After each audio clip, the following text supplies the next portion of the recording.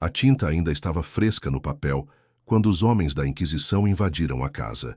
Era uma noite gelada de inverno em Amsterdã, 1675, e Baruch Spinoza acabara de terminar de escrever as linhas mais perigosas de sua vida. Palavras que, se descobertas, não apenas o condenariam à morte, mas poderiam desmoronar os alicerces de toda a cristandade europeia. O que ele havia descoberto era simples e aterrorizante. O juízo final, essa promessa de julgamento divino que assombrava os sonhos de milhões, que determinava leis, que justificava guerras e que mantinha reis no poder, era uma fraude, uma mentira magistralmente construída, uma ferramenta de controle tão eficaz que havia moldado civilizações inteiras durante milênios. Naquela noite, enquanto escondia seus manuscritos entre as tábuas do assoalho, Spinoza sabia que havia descoberto algo que os poderosos fariam qualquer coisa para manter em segredo. Ele havia desmontado, com a precisão de um relojoeiro, cada engrenagem do mecanismo do medo que governava o mundo ocidental. Mas Spinoza não era apenas um filósofo. Era um homem que havia perdido tudo, família, comunidade, proteção, por se recusar a aceitar verdades impostas. E agora, sozinho em sua pequena casa, ele havia encontrado a mãe de todas as verdades proibidas. O que você está prestes a descobrir não são apenas as ideias de um pensador do século XVII. É a anatomia completa de como o terror do julgamento final foi deliberadamente implantado na psique humana para criar a mais perfeita forma de autocontrole já inventada. Esta é a história de como um homem sozinho desafiou o maior medo da humanidade e venceu. Você tem coragem de saber o que ele descobriu? A neve caía pesadamente sobre as ruas de Amsterdã naquela noite de dezembro de 1675, criando um silêncio sepulcral que parecia engolir os ruídos da cidade. No pequeno quarto de uma casa modesta, na Paviljoensgracht, iluminado apenas pela luz tremulante de algumas velas, um homem de 43 anos trabalhava com a intensidade de quem sabia estar escrevendo sua própria sentença de morte. Baruch Spinoza, os olhos avermelhados de horas de leitura e escrita ininterruptas, terminava de redigir as últimas linhas de um texto que ele sabia ser mais explosivo que toda a pólvora dos arsenais de Luís XIV. Suas mãos tremiam ligeiramente, não de frio, mas da magnitude do que havia descoberto. Diante dele, espalhados sobre uma mesa de madeira gasta, estavam manuscritos em hebraico, grego, latim e holandês. Eram textos sagrados, comentários rabínicos, escritos dos primeiros padres da Igreja, documentos históricos sobre o Império Romano e até mesmo cartas comerciais de mercadores judeus que haviam testemunhado a destruição de Jerusalém. Era o arsenal intelectual mais perigoso já reunido por um único homem. Spinoza pousou a pena, passou as mãos pelo rosto cansado e sussurrou para si mesmo as palavras que mudariam tudo. Pronto. Agora eles não poderão mais nos enganar. O juízo final é a maior mentira já contada à humanidade. O que estava diante dele não eram apenas folhas de papel cobertas de tinta preta. Era a demolição sistemática, metodológica e implacável de uma das mais poderosas ferramentas de controle social já criadas, o conceito do juízo final. Spinoza havia passado os últimos 5 anos de sua vida não apenas estudando textos sagrados, mas algo muito mais revelador e perturbador: a psicologia humana por trás da crença no fim dos tempos e a anatomia política de como essa crença havia sido deliberadamente construída, refinada e disseminada através dos séculos. A jornada de Spinoza rumo a essa descoberta devastadora havia começado muito antes, ainda na sua juventude, na próspera comunidade judaica de Amsterdã. Desde criança, ele havia observado com a curiosidade científica que marcaria toda a sua vida como o medo do julgamento divino moldava comportamentos, decisões e vidas inteiras de maneira tão completa e absoluta que chegava a ser quase hipnótica. Pessoas que ele conhecia bem, comerciantes prósperos, artesãos habilidosos, mães carinhosas, transformavam-se completamente quando o assunto era o dia do julgamento. Trabalhavam até a exaustão para demonstrar sua retidão diante de Deus, doavam seus últimos centavos aos cofres da sinagoga, renunciavam aos prazeres mais simples e inocentes da vida, jejuavam até o desfalecimento, e alguns chegavam até mesmo a flagelarem seus próprios corpos, tudo por medo de um dia que, segundo lhes diziam os rabinos, com vozes solenes e olhares penetrantes, chegaria como um ladrão na noite para separar eternamente os justos dos condenados. Mas Spinoza era diferente dos outros meninos da comunidade. Sua mente funcionava como uma máquina implacável de dissecar realidades, de encontrar padrões onde outros viam apenas mistério, de questionar onde outros simplesmente aceitavam. Onde seus colegas de estudo viam mistério divino e majestade sagrada, ele enxergava padrões humanos demasiado humanos. Onde outros sentiam terror sagrado e reverência trêmula, ele percebia sinais inconfundíveis de manipulação calculada e engenharia social.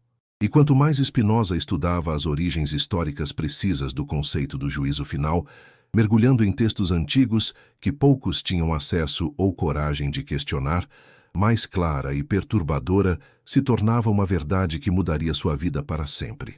Essa doutrina aparentemente sagrada e divina não havia nascido de revelação celestial, mas de necessidade política muito terrena e muito humana. A primeira pista havia chegado quando o jovem Baruch, então com apenas 16 anos, começou a estudar os textos mais antigos da tradição judaica com uma metodologia que escandalizou seus professores. Em vez de aceitar as interpretações tradicionais passadas de geração em geração, ele decidiu ler os textos originais, como um detetive investigando um crime, procurando inconsistências, anacronismos, adições posteriores e mudanças de estilo que pudessem revelar a verdadeira história por trás das palavras sagradas. E foi então que Spinoza notou algo que o deixou profundamente inquieto. Os primeiros livros da Torá, aqueles supostamente escritos diretamente por Moisés sob inspiração divina, quase não mencionavam um julgamento após a morte. Não havia descrições de ressurreição dos mortos, não havia detalhes sobre tribunais celestiais, não havia promessas de punição eterna ou recompensa infinita. A religião mais antiga dos hebreus parecia focada inteiramente na vida presente, nas leis que governavam a sociedade, na relação entre o povo e sua terra. A ideia de um tribunal celestial que julgaria todos os mortos no fim dos tempos, a promessa de ressurreição dos corpos, o conceito de punição eterna para os malvados e beatitude infinita para os justos, tudo isso havia aparecido muito mais tarde nos textos, coincidentemente, durante períodos específicos de crise social. Dominação estrangeira e desespero coletivo. Era como se o conceito do juízo final tivesse sido gradualmente inserido nas Escrituras sempre que um povo precisava ser controlado de maneira mais eficaz, sempre que uma autoridade religiosa ou política necessitava de uma ferramenta mais poderosa que a força bruta para manter a ordem social e garantir obediência absoluta. Spinoza havia descoberto algo que os eruditos de sua época preferiam ignorar ou explicar através de teorias complexas sobre revelação progressiva. A evolução da ideia do fim dos tempos seguia um padrão político e social claramente identificável, não um padrão teológico ou divino. Durante o exílio babilônico, quando os judeus estavam dispersos, humilhados e desesperados, sem terra, sem templo e sem rei, surgem os primeiros relatos verdadeiramente detalhados de um dia de julgamento que restauraria a justiça cósmica e colocaria o povo escolhido em seu lugar de direito. Era, percebeu Spinoza, uma resposta psicológica à humilhação nacional. Se a justiça não podia ser encontrada no presente, ela seria garantida no futuro. Durante a dominação grega de Alexandre e seus sucessores, quando a cultura helenística ameaçava dissolver completamente a identidade judaica através da sedução em vez da força, as profecias sobre o fim se tornam dramaticamente mais elaboradas, mais específicas e mais aterrorizantes. Era como se o medo do fim dos tempos fosse sendo calibrado para competir com as atrações da civilização grega. E quando Roma finalmente esmagou Jerusalém no ano 70 da era cristã, destruiu o templo e dispersou o povo judeu pelos 4 cantos do mundo conhecido, nasceu a mais elaborada, detalhada e aterrorizante visão apocalíptica de todas, aquela que seria posteriormente adotada, expandida e refinada pelo cristianismo nascente até se tornar a obsessão central da civilização ocidental. Mas a verdadeira genialidade da descoberta de Spinoza não estava apenas em mapear essa evolução histórica com precisão de cronista. Estava em compreender com clareza cristalina o mecanismo psicológico por trás de toda essa construção. O juízo final funcionava como ferramenta de controle porque explorava com maestria cirúrgica 3 medos primordiais e universais do ser humano: o medo da morte, o medo da injustiça e o medo do desconhecido. Ao prometer que todos os mortos ressuscitariam para um julgamento final, a doutrina oferecia uma solução aparentemente definitiva para o terror da mortalidade que assombra todo ser humano desde o momento em que ganha consciência de sua finitude. A morte deixava de ser o fim absoluto para se tornar apenas uma pausa, antes do verdadeiro início da existência eterna. Ao garantir de forma absoluta e inquestionável que os malvados seriam finalmente punidos e os justos recompensados, a doutrina prometia resolver o problema torturante da injustiça que permeia a vida humana e que faz com que, frequentemente, vejamos prosperar os corruptos enquanto sofrem os inocentes. Se a justiça não existia no mundo presente, ela seria garantida no mundo vindouro. Que ao detalhar minuciosamente como seria esse dia final, com descrições precisas dos sinais que o anunciariam, dos eventos que o acompanhariam, dos critérios que seriam usados para julgar cada alma, a doutrina eliminava o medo paralisante do desconhecido, oferecendo um roteiro detalhado e supostamente confiável para o destino de cada ser humano. Era, reconheceu Spinoza, com uma mistura de admiração e horror, uma obra-prima absoluta de engenharia social. Um sistema de crenças tão magistralmente elaborado que se auto-reforcava de maneira quase automática. Quanto mais alguém temia o juízo final, mais se comportava de acordo com as regras estabelecidas por aqueles que controlavam a interpretação oficial dessa doutrina. E quanto mais se comportava de acordo com essas regras, mais se convencia da realidade inevitável do julgamento vindouro. Era um círculo perfeito de autocontrole. O medo gerava obediência, a obediência reforçava a crença intensificava o medo. E tudo isso sem necessidade de vigilância externa constante, sem necessidade de força policial permanente, sem necessidade de ameaças diretas. As pessoas se controlavam sozinhas, policiavam seus próprios pensamentos, puniam seus próprios desejos, tudo em nome de um julgamento que talvez nunca viesse. Spinoza percebeu que havia tropeçado em algo muito maior que uma questão teológica ou filosófica abstrata. Havia descoberto o DNA do controle social religioso, a fórmula secreta que permitia a poucos homens controlarem multidões inteiras através do medo de algo que ninguém jamais havia visto, mas que todos acreditavam estar chegando. O juízo final não era apenas uma crença, era uma tecnologia sofisticada de dominação.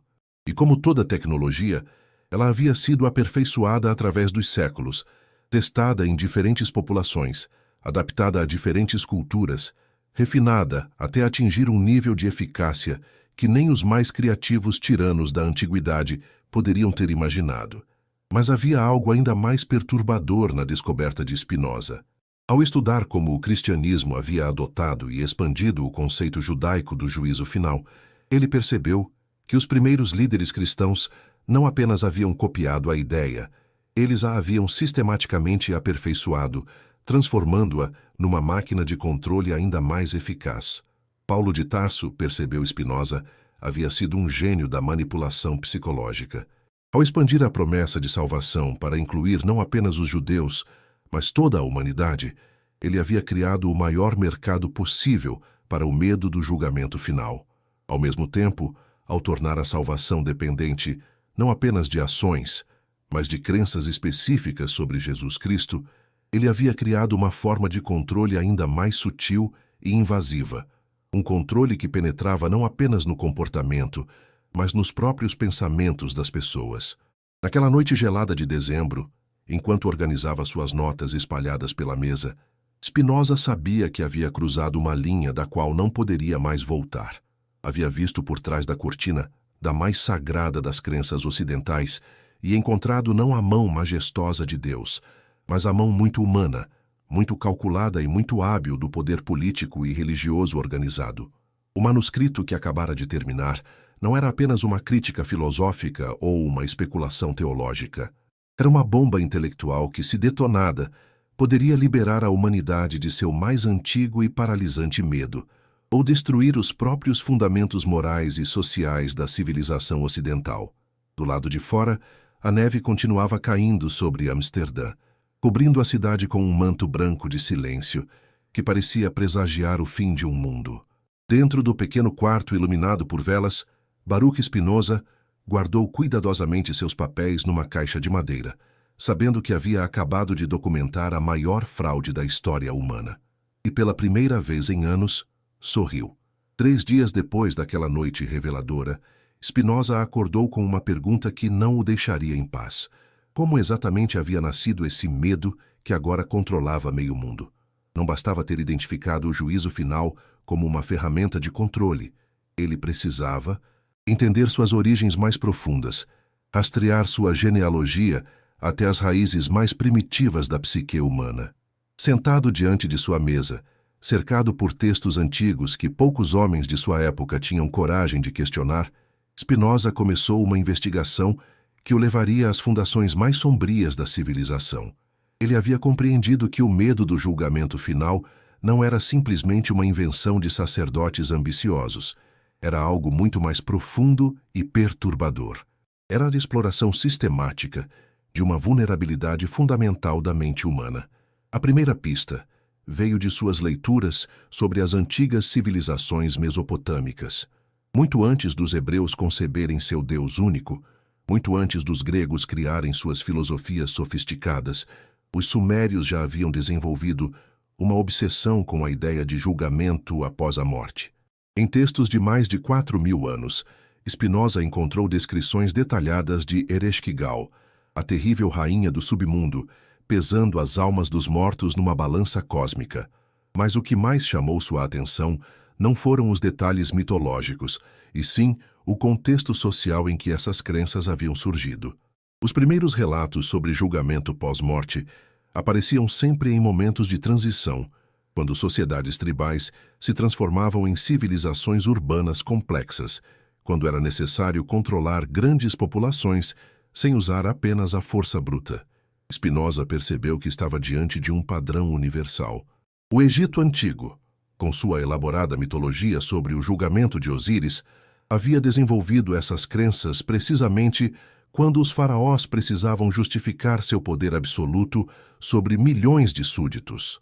A Pérsia de Zoroastro havia criado a mais antiga versão do conflito cósmico entre bem e mal, justamente quando o império precisava unificar dezenas de povos diferentes sob uma única autoridade moral.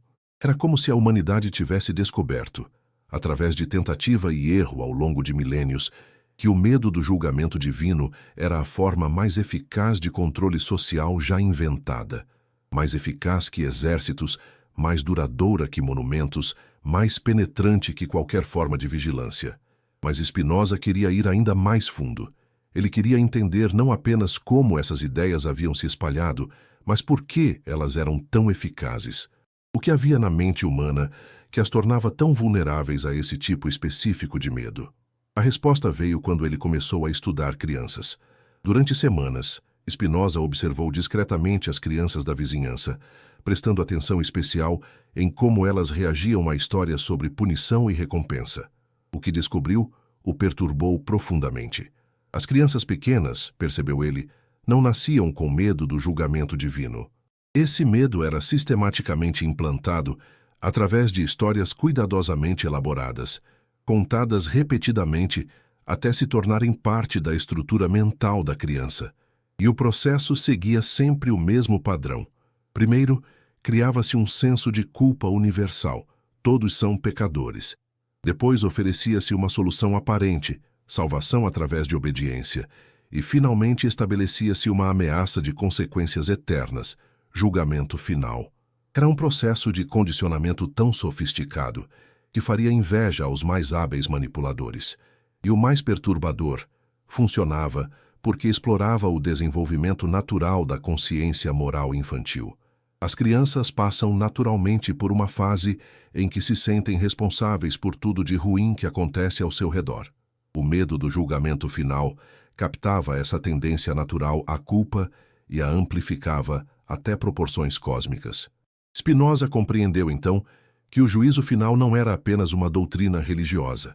Era uma forma de sequestrar o desenvolvimento moral natural do ser humano, canalizando a culpa saudável que nos torna capazes de viver em sociedade para uma direção que servia aos interesses de quem controlava a interpretação do divino. Mas havia algo ainda mais sinistro na descoberta de Spinoza. Ao estudar como diferentes culturas haviam desenvolvido suas versões do julgamento final, ele percebeu que todas seguiam um mesmo padrão evolutivo.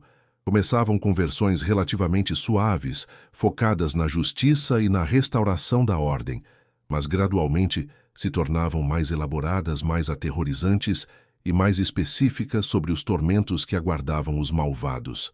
O julgamento final havia se tornado progressivamente mais cruel, porque gerações de líderes religiosos haviam descoberto que versões mais aterrorizantes eram mais eficazes para controlar comportamentos. Era um processo de seleção natural aplicado às ideias. As versões mais assustadoras sobreviviam e se reproduziam, enquanto as versões mais compassivas eram gradualmente abandonadas. Spinoza percebeu que estava testemunhando a evolução de uma ideia parasita, um conceito que havia aprendido a se reproduzir, explorando as vulnerabilidades da mente humana, tornando-se progressivamente mais eficaz em sua capacidade de controle. E a prova final dessa evolução estava nos textos cristãos mais recentes. As descrições do inferno haviam se tornado tão elaboradas, tão detalhadas em seus horrores, que chegavam a ser quase pornográficas em sua crueldade. Não era mais suficiente ameaçar com separação de Deus. Agora era necessário descrever minuciosamente lagos de fogo, vermes que nunca morrem, tormentos específicos para cada tipo de pecado. Era a industrialização do medo. E Spinoza compreendeu que estava assistindo a uma corrida armamentista psicológica. Conforme as pessoas se acostumavam com um nível de terror, era necessário intensificar as ameaças para manter o mesmo nível de controle. Naquela tarde, enquanto organizava suas descobertas, Spinoza chegou a uma conclusão que o deixou nauseado. O medo do julgamento final havia se tornado uma indústria. Uma indústria que produzia obediência através do terror, que fabricava conformidade através da culpa, que gerava lucro e poder através da exploração sistemática da vulnerabilidade psicológica humana. E o mais perturbador de tudo, essa indústria havia se tornado tão sofisticada que suas próprias vítimas haviam aprendido a se torturar sozinhas, internalizando a voz do julgador até o ponto em que não precisavam mais de ameaças externas para se manter na linha. O medo havia se tornado autogerativo, e Spinoza começou a suspeitar que quebrar esse ciclo seria muito mais difícil do que simplesmente expor suas origens. Uma semana se passou desde que Spinoza havia mapeado as origens históricas do medo do julgamento final. Agora, numa manhã fria de janeiro de 1676, ele se dedicava a uma tarefa ainda mais perturbadora: dissecar a anatomia psicológica precisa de como esse terror funcionava na mente de suas vítimas. Spinoza havia começado a observar as pessoas ao seu redor com os olhos de um cientista estudando uma epidemia. E, gradualmente, uma imagem aterrorizante começou a se formar. O medo do julgamento final não era simplesmente uma crença que as pessoas carregavam. Era um parasita mental que havia aprendido a se alimentar da energia psíquica de seus hospedeiros. Sua primeira descoberta veio ao observar seu vizinho, um comerciante de tecidos chamado Jacob van der Berg. Jacob era um homem próspero, inteligente e aparentemente feliz. Mas toda noite Spinoza podia ouvi-lo através das paredes finas, sussurrando orações desesperadas, confessando pecados imaginários, implorando perdão por transgressões que existiam apenas em sua mente atormentada.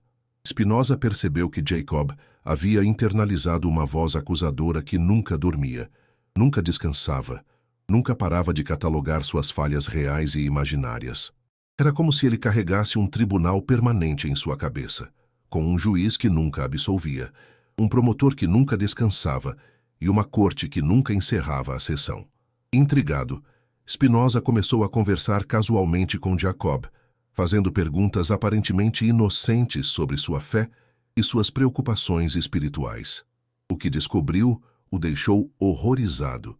Jacob vivia num estado constante de ansiedade sobre sua salvação eterna. Cada pensamento impuro, cada momento de raiva, cada instante de dúvida era interpretado como evidência de sua possível condenação. Mas o mais perturbador era que Jacó havia desenvolvido rituais elaborados para gerenciar sua ansiedade sobre o julgamento final. Ele orava em horários específicos, jejuava em dias determinados, fazia doações calculadas para a igreja, tudo numa tentativa desesperada de inclinar a balança cósmica a seu favor. Era como assistir a alguém tentando subornar um juiz que talvez nem existisse.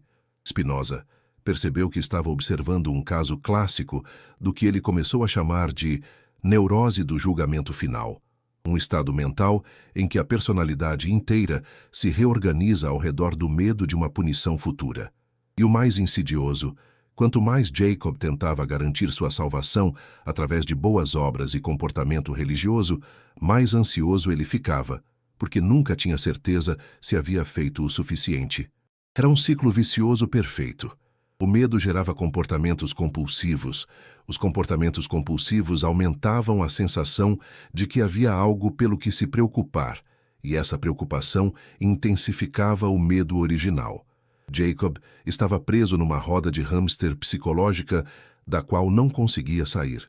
Mas Spinoza queria entender os mecanismos mais profundos. Como exatamente o medo do julgamento final conseguia penetrar tão fundo na mente humana? Por que era tão difícil de erradicar, mesmo quando as pessoas reconheciam sua natureza irracional? A resposta veio quando ele começou a estudar como as crianças eram doutrinadas. Spinoza passou várias tardes discretamente observando as aulas de catecismo na igreja próxima, prestando atenção não ao conteúdo das lições, mas aos métodos psicológicos empregados. O que viu foi uma obra-prima de manipulação comportamental. As crianças eram sistematicamente ensinadas a questionar cada impulso natural, a duvidar de cada pensamento espontâneo, a sentir culpa por desejos perfeitamente normais. Criava-se artificialmente um estado de autodesconfiança que as tornava dependentes de autoridades externas para validar seus próprios pensamentos e sentimentos.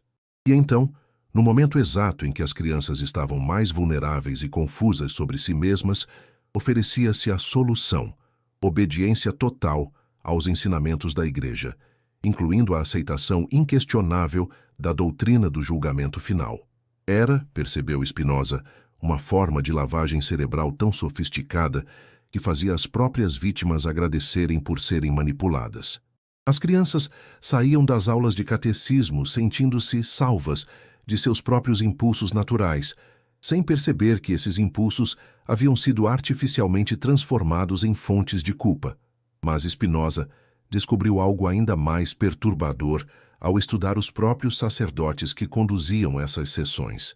Muitos deles, percebeu ele, eram também vítimas do mesmo sistema que perpetuavam.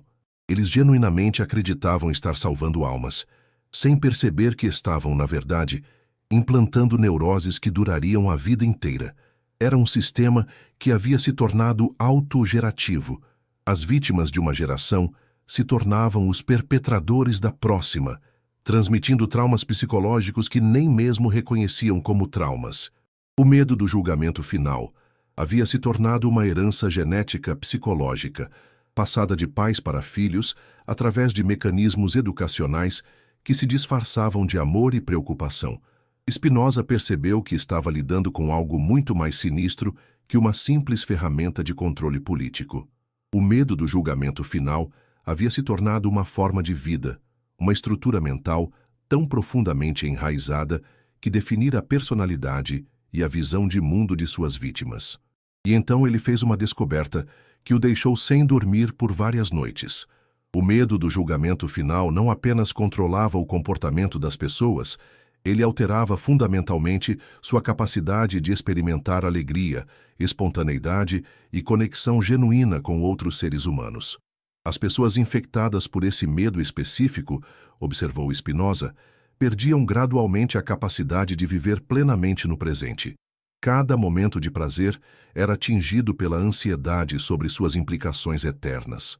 Cada relacionamento era filtrado através da lente do julgamento moral. Cada experiência era avaliada não por seu valor intrínseco, mas por sua contribuição para a salvação ou condenação futura. Era como se o medo do julgamento final funcionasse como um vírus que atacava especificamente a capacidade humana de ser feliz. E Spinoza começou a suspeitar que isso não era um efeito colateral acidental, era o objetivo principal. Pessoas genuinamente felizes e autoconfiantes, percebeu ele, eram muito mais difíceis de controlar. Era necessário mantê-las num estado constante de insegurança existencial para garantir sua submissão. O medo do julgamento final era a ferramenta perfeita para isso. Criava uma ansiedade que nunca podia ser completamente resolvida, apenas gerenciada através de obediência contínua. Naquela noite, Spinoza escreveu em seu diário particular: descobri o segredo mais terrível de todos. Eles não querem apenas nos controlar. Eles querem nos impedir de ser felizes, porque pessoas verdadeiramente felizes são pessoas verdadeiramente livres. E pela primeira vez, desde que começara sua investigação, Spinoza sentiu não apenas indignação intelectual, mas uma raiva profunda e visceral contra aqueles que haviam criado e perpetuado esse sistema de tortura psicológica em massa. Em fevereiro de 1676, Spinoza se deparou com uma descoberta que mudaria completamente sua compreensão sobre como o medo do julgamento final havia se tornado a força dominante na civilização ocidental. Estudando meticulosamente as cartas de Paulo de Tarso, ele percebeu que não estava diante apenas de um líder religioso, mas de um gênio da manipulação psicológica que havia transformado uma seita judaica marginal na mais poderosa máquina de controle mental já criada.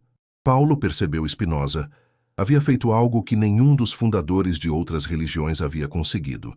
Ele havia industrializado o medo, onde outros líderes espirituais criavam sistemas de crenças para suas próprias comunidades. Paulo havia desenvolvido uma fórmula que podia ser replicada, adaptada e exportada para qualquer cultura, qualquer época, qualquer população. A genialidade diabólica de Paulo começava com uma inovação aparentemente simples: a universalização da culpa. Enquanto o judaísmo limitava o conceito de pecado original a violações específicas da lei mosaica, Paulo expandiu a ideia até torná-la cósmica. Todos os seres humanos, segundo sua doutrina, nasciam já condenados, já maculados por uma culpa herdada que os tornava merecedores de punição eterna. Era uma jogada brilhante, reconheceu Spinoza com uma mistura de admiração e horror. Ao tornar a culpa universal e inescapável, Paulo havia criado o maior mercado possível para seu produto, a salvação. Não importava quem você fosse, onde vivesse ou como se comportasse, você precisava desesperadamente do que ele estava vendendo. Mas Paulo não parou por aí. Ele percebeu que a culpa universal por si só poderia gerar desespero em vez de obediência. Por isso, desenvolveu uma segunda inovação, a esperança condicionada. Sim, todos eram culpados e merecedores de condenação eterna, mas havia uma saída, uma única saída, controlada exclusivamente por aqueles que interpretavam corretamente a doutrina paulina. Spinoza percebeu que Paulo havia criado o primeiro monopólio espiritual da história. Ao insistir que a salvação só era possível através da fé em Cristo e que essa fé só podia ser corretamente compreendida através de seus ensinamentos, ele havia estabelecido uma cadeia de dependência que se estendia através dos séculos. Mas a verdadeira genialidade de Paulo estava em como ele havia psicologicamente estruturado a experiência da conversão. Primeiro, a pessoa era levada a reconhecer sua depravação total e sua merecida condenação eterna. Esse era um processo brutal de demolição da autoestima e da confiança natural que qualquer ser humano tem em sua própria bondade básica. Depois, no momento de maior vulnerabilidade psicológica, quando a pessoa estava completamente quebrada e desesperada, oferecia-se a graça, um alívio emocional tão intenso que criava uma dependência química no cérebro.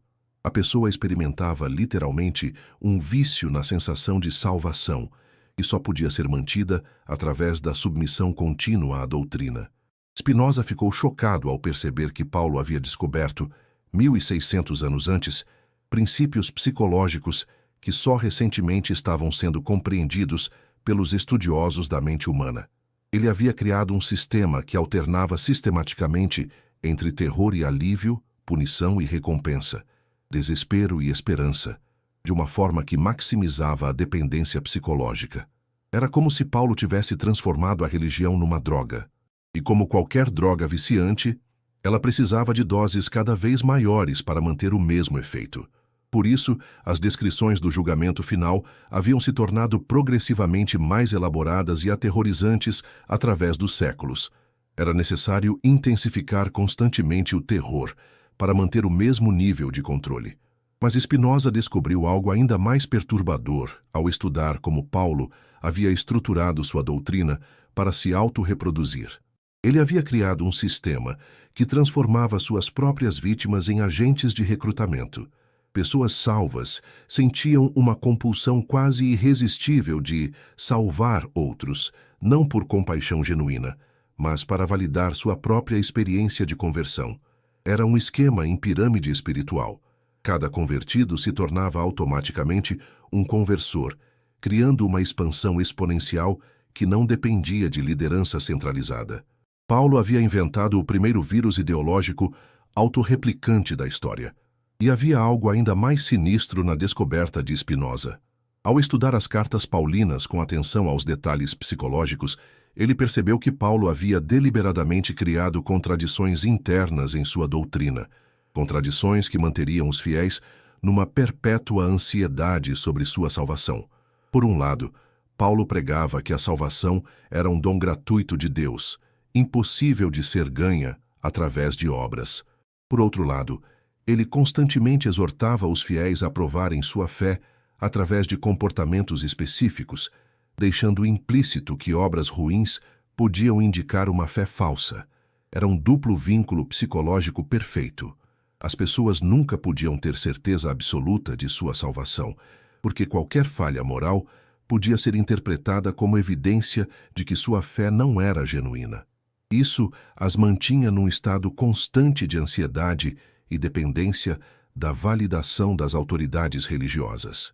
Spinoza percebeu que Paulo havia criado não apenas uma religião, mas uma tecnologia de controle tão sofisticada que continuava funcionando 15 séculos depois de sua morte. E o mais impressionante, essa tecnologia havia se tornado tão internalizada por suas vítimas que elas defendiam apaixonadamente o sistema que as escravizava. Era como se Paulo tivesse descoberto como fazer as pessoas amarem suas próprias correntes. E Spinoza começou a compreender que derrotar esse sistema seria muito mais difícil do que simplesmente expor sua natureza manipulativa.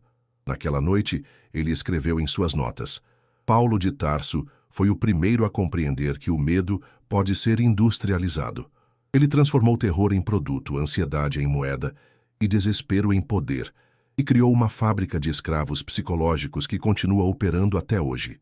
E pela primeira vez, Spinoza começou a duvidar se seria possível libertar a humanidade de uma prisão mental tão elaborada e tão profundamente arraigada. Março de 1676 trouxe uma descoberta que deixou Spinoza genuinamente assombrado. Após meses estudando como o medo do julgamento final operava na mente de suas vítimas, ele percebeu que havia subestimado drasticamente a sofisticação do sistema. O terror religioso não era apenas uma ferramenta externa de controle. Ele havia evoluído para se tornar uma forma de autoescravidão tão perfeita que as próprias vítimas se transformavam em guardas de si mesmas. A revelação veio quando Spinoza decidiu fazer um experimento arriscado. Ele começou a conversar abertamente com algumas pessoas de sua confiança sobre suas dúvidas em relação ao julgamento final, observando cuidadosamente suas reações. O que viu o perturbou profundamente. As pessoas não simplesmente discordavam de suas ideias. Elas reagiam com uma espécie de pânico visceral, como se as palavras de Spinoza fossem fisicamente perigosas. Era como se ele estivesse tentando convencê-las a tocar numa cobra venenosa ou a saltar de um precipício. Mas o mais intrigante era que essa reação de pânico não vinha de medo das autoridades religiosas. Vinha de dentro delas mesmas. Elas haviam internalizado o sistema de vigilância de tal forma que qualquer questionamento das doutrinas básicas era automaticamente rejeitado por um mecanismo psicológico que funcionava abaixo do nível da consciência. Spinoza percebeu que estava observando a forma mais perfeita de controle social já desenvolvida, um sistema que se sustentava sem necessidade de vigilância externa, porque as próprias vítimas haviam sido programadas para se auto-vigiar. Para entender melhor esse mecanismo, ele começou a estudar pessoas que haviam sido criadas desde a infância na doutrina do julgamento final. O que descobriu foi uma arquitetura mental tão complexa quanto perturbadora. Desde os primeiros anos de vida, essas pessoas haviam aprendido a dividir sua própria mente em duas partes: um eu natural, cheio de desejos e impulsos espontâneos, e um observador interno, que constantemente julgava e condenava esses impulsos naturais. Era como se cada pessoa carregasse dentro de si uma versão miniaturizada do julgamento final, operando 24 horas por dia. Esse observador interno havia sido programado com os critérios morais específicos da doutrina religiosa, mas funcionava com a autoridade de uma voz divina. Não era experimentado como uma opinião humana que podia ser questionada, mas como a própria voz de Deus, avaliando constantemente cada pensamento, cada sentimento, cada impulso. O resultado era que as pessoas viviam numa espécie de tribunal mental permanente, onde cada momento de prazer era seguido de culpa, cada pensamento impuro era seguido de arrependimento, cada impulso natural era seguido de autocondenação. Mas Spinoza descobriu algo ainda mais sinistro. Esse observador interno não apenas julgava, ele também punia. As pessoas haviam aprendido a se torturar psicologicamente sempre que violavam os códigos internalizados, criando uma forma de autoflagelação mental que era mais eficaz que qualquer punição externa. Era um sistema de feedback perfeito. Comportamentos pecaminosos geravam automaticamente sofrimento psicológico, enquanto comportamentos virtuosos traziam alívio temporário da ansiedade. As pessoas eram condicionadas a buscar os comportamentos aprovados, não por amor à virtude, mas para escapar da tortura mental que acompanhava qualquer desvio. Spinoza percebeu que estava observando uma forma de escravidão tão sofisticada que as próprias vítimas não conseguiam reconhecê-la como escravidão. Elas experimentavam sua autovigilância constante como consciência moral e sua autopunição como arrependimento santo. O sistema havia sequestrado completamente a linguagem da moralidade para disfarçar sua natureza manipulativa. Mas a descoberta mais perturbadora veio quando Spinoza percebeu como esse sistema se auto-perpetuava através das gerações. Pais que haviam sido psicologicamente torturados pela doutrina do julgamento final automaticamente transmitiam essa tortura a seus filhos, acreditando genuinamente que estavam protegendo suas almas. Era um ciclo de abuso psicológico que se disfarçava de amor parental. E porque o abuso vinha embalado numa linguagem de preocupação espiritual e amor divino, as vítimas nunca conseguiam identificá-lo como abuso. Spinoza começou a compreender que estava lidando com algo muito mais profundo que uma questão religiosa. O medo do julgamento final havia se tornado uma forma de estruturação da personalidade humana, uma maneira fundamental de organizar a experiência interior que moldava não apenas crenças, mas a própria capacidade de pensamento independente. As pessoas não apenas acreditavam na doutrina, elas haviam se tornado a doutrina. Seu senso de identidade estava tão entrelaçado com o sistema de crenças que questioná-lo equivalia a questionar sua própria existência. E então Spinoza fez uma descoberta que o deixou sem dormir por semanas. Ao observar pessoas que tentavam abandonar as crenças religiosas de sua infância, ele percebeu que elas frequentemente experimentavam algo semelhante a uma síndrome de abstinência. Quando tentavam parar de se autovigiar constantemente, eram inundadas por ansiedade. Quando tentavam aceitar seus impulsos naturais sem culpa, experimentavam pânico. Quando tentavam viver sem a estrutura do julgamento final, sentiam-se perdidas e desorientadas. O sistema havia se tornado literalmente viciante.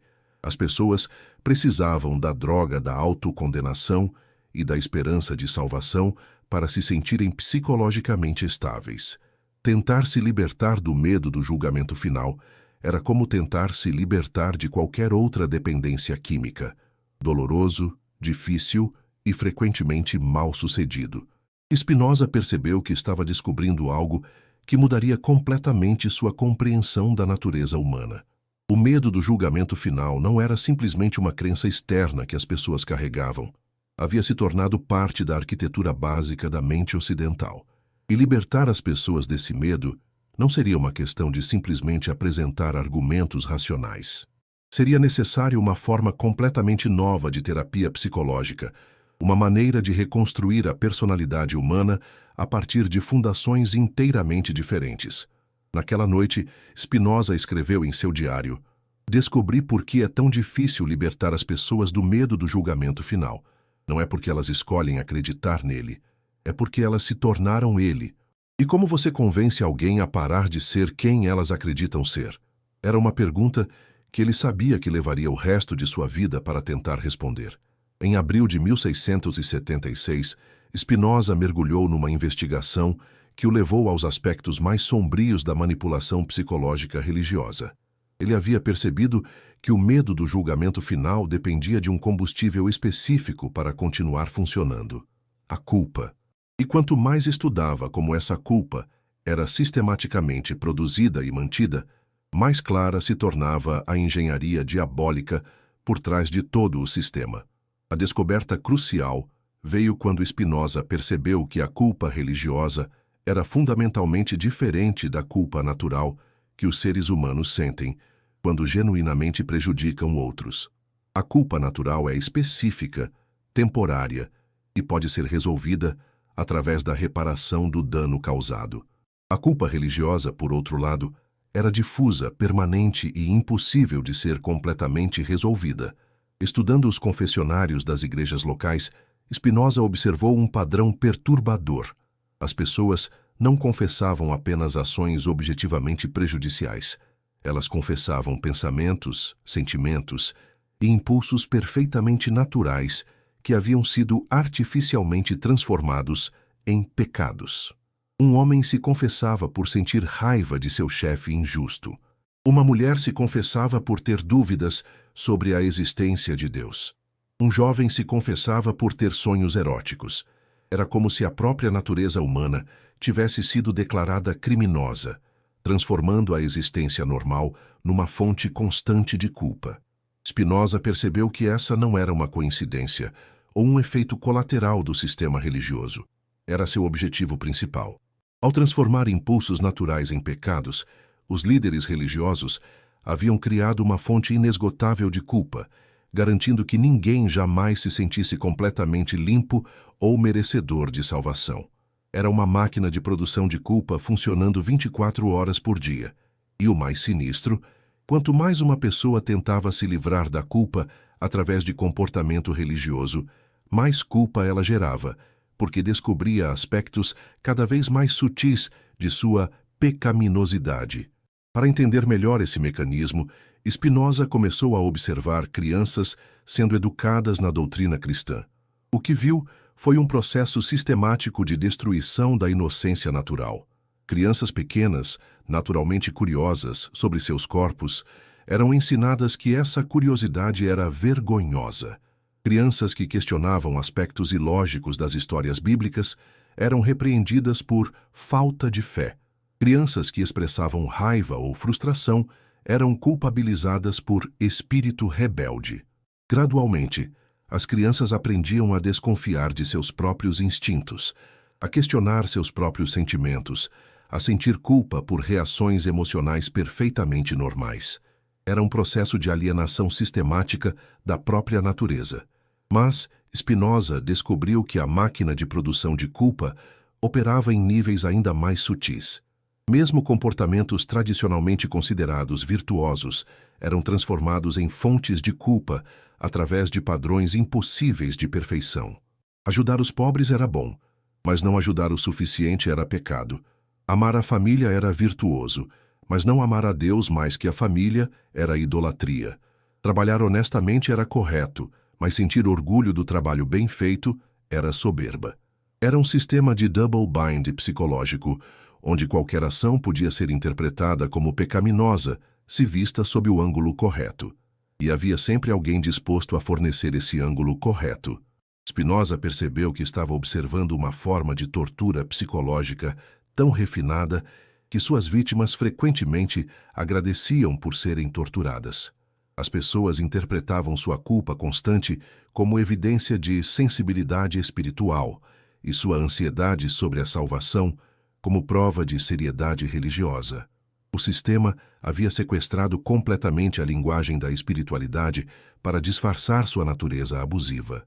A tortura era chamada de convicção do Espírito Santo. A manipulação era chamada de direção divina. O controle mental era chamado de obediência cristã. Mas a descoberta mais perturbadora veio quando Spinoza percebeu como a máquina de produção de culpa se autoalimentava. As pessoas que haviam sido psicologicamente devastadas pelo sistema se tornavam os mais fervorosos defensores dele, porque haviam investido tanto sofrimento em suas crenças que abandoná-las significaria admitir que haviam desperdiçado suas vidas. Era um fenômeno que Spinoza começou a chamar de vício de sofrimento religioso. As pessoas se tornavam viciadas na dinâmica de culpa e perdão, pecado e redenção, condenação e salvação. Sem essa montanha-russa emocional, suas vidas pareciam vazias e sem significado. E havia algo ainda mais sinistro. Quanto mais alguém sofria por suas crenças religiosas, mais se convencia de que essas crenças deviam ser verdadeiras. O sofrimento se tornava a evidência da verdade, criando um ciclo onde a dor validava as crenças que causavam a dor. Spinoza percebeu que havia descoberto o mecanismo mais perverso de todo o sistema. Ele havia transformado o sofrimento numa forma de prova. As pessoas não sofriam apesar de suas crenças, mas por causa delas. E esse sofrimento as convencia de que suas crenças eram válidas. Era como um sistema imunológico ideológico. Qualquer questionamento das crenças gerava ansiedade, e essa ansiedade era interpretada como evidência de que questionar as crenças era perigoso. O sistema havia se tornado psicologicamente autoprotetor. Naquela noite, Spinoza escreveu em suas notas: "Descobri a fonte de energia que alimenta toda a máquina. É a culpa, uma culpa artificial, fabricada e renovada constantemente. Eles transformaram a própria natureza humana numa fonte de combustível para seu sistema de controle. E o mais terrível, quanto mais alguém sofre dentro do sistema, mais se convence de que o sistema deve estar certo. Era uma revelação que o deixou simultaneamente fascinado e horrorizado. Fascinado pela engenhosidade diabólica do sistema, horrorizado pela magnitude do sofrimento humano que ele causava. E pela primeira vez, Spinoza começou a se perguntar se seria ético expor essas verdades. Se as pessoas precisavam de suas ilusões para se sentirem psicologicamente seguras, seria cruel arrancá-las delas? Era uma pergunta que o atormentaria pelo resto de sua investigação. Maio de 1676 trouxe a Spinoza uma compreensão ainda mais profunda e perturbadora sobre como o medo do julgamento final mantinha suas vítimas presas numa armadilha psicológica da qual era quase impossível escapar. Ele havia descoberto que o conceito de salvação não era a solução para o problema do medo, era parte integral do próprio problema. A revelação começou quando Spinoza observou que as pessoas mais salvas em sua comunidade eram também as mais ansiosas sobre sua salvação. Isso parecia contradizer toda a lógica do sistema religioso, que prometia paz e segurança para aqueles que encontrassem a salvação. Por que então as pessoas salvas viviam em constante terror de perder sua salvação? Mergulhando mais fundo na psicologia da experiência religiosa, Spinoza descobriu que a salvação funcionava mais como uma droga viciante do que como uma cura permanente. O alívio inicial da conversão era real e intenso, mas temporário. E conforme o efeito diminuía, as pessoas precisavam de doses cada vez mais frequentes de experiências espirituais para manter o mesmo nível de alívio psicológico. Era como observar viciados em ópio. percebeu Spinoza. O primeiro uso trazia êxtase, mas rapidamente o usuário precisava de mais droga apenas para se sentir normal. E, eventualmente, toda a vida se organizava ao redor da busca pela próxima dose. No caso da salvação religiosa, as doses vinham na forma de experiências de renovação espiritual, momentos de certeza divina, sensações de perdão, confirmações sobrenaturais. Mas cada experiência durava menos tempo, e os intervalos entre elas eram preenchidos por ansiedade crescente sobre se a salvação era real, se seria mantida, se era suficiente para o julgamento final. Spinoza percebeu que havia descoberto algo devastador.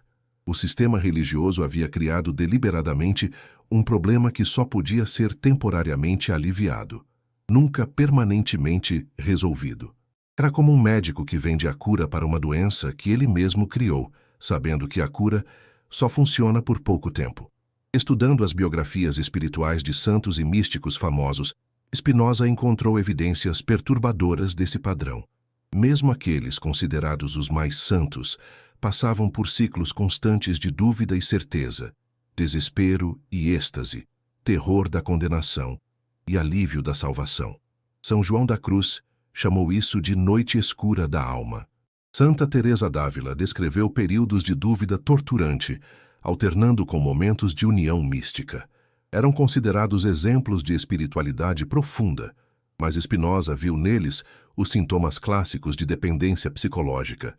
Esses santos não haviam encontrado uma solução permanente para o medo do julgamento final. Eles haviam se tornado os viciados mais extremos no ciclo de terror e alívio que o sistema oferecia. E sua santidade consistia em sua capacidade de tolerar níveis cada vez mais intensos de tortura psicológica em busca de momentos cada vez mais raros de alívio. Mas Spinoza descobriu algo ainda mais sinistro. O sistema havia sido deliberadamente projetado para tornar a salvação permanente impossível. Havia sempre uma nova exigência, uma nova interpretação, uma nova forma de pecado que podia ameaçar a salvação já conquistada. Paulo de Tarso havia plantado as sementes dessa impossibilidade desde o início, criando doutrinas que geravam ansiedade perpétua. A salvação era um dom gratuito de Deus, mas havia evidências que precisavam ser demonstradas. Era baseada na fé, mas a fé precisava ser acompanhada de obras. Era eterna, mas podia ser perdida através de apostasia. Eram contradições deliberadas, percebeu Spinoza, projetadas para manter os fiéis numa perpétua incerteza. E cada contradição gerava indústrias inteiras de interpretação teológica, criando hierarquias de especialistas que se sustentavam vendendo respostas para perguntas que o próprio sistema havia tornado impossíveis de responder definitivamente. Observando os convertidos recentes em sua comunidade, Spinoza viu o padrão se repetir com precisão mecânica. Primeiro, vinha o período de lua de mel espiritual, onde a pessoa se sentia completamente limpa e segura.